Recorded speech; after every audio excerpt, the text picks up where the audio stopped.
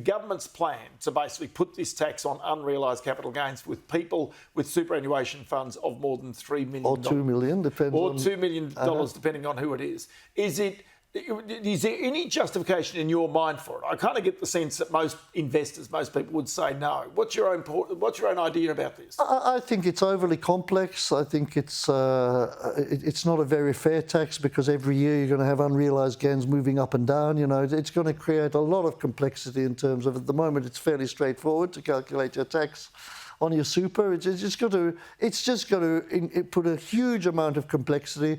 It's obviously going to cause people to have to sell assets if they don't have the cash because they're paying tax on an unrealised gain, you know. So it's going to cause quite a bit of turmoil and confusion. So tax and changes in tax always changes people's behaviour. What you're saying here is if that tax does come in, it will change behaviour and maybe mean that the pool of capital for new startups and new ventures is going to be less in the future. Yes, that's potentially correct, because obviously unlisted investments, if you have to pay tax on the unrealised gain in a private equity or venture capital fund, it doesn't make it very attractive because many of these funds you're locked in for 6 or 7 or 8 years.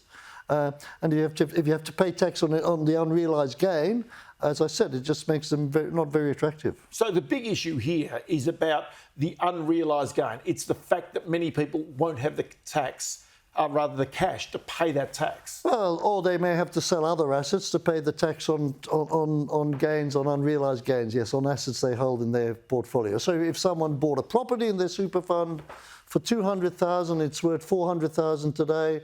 He doesn't want to sell it, but he's got to pay tax on that $200,000. Well, he's either got to sell a share or use his existing cash to pay that tax, because he's not necessarily going to realise the property just to pay the tax. So it's going to be fascinating to see exactly whether that does pass muster with the government. They seem determined. We'll find out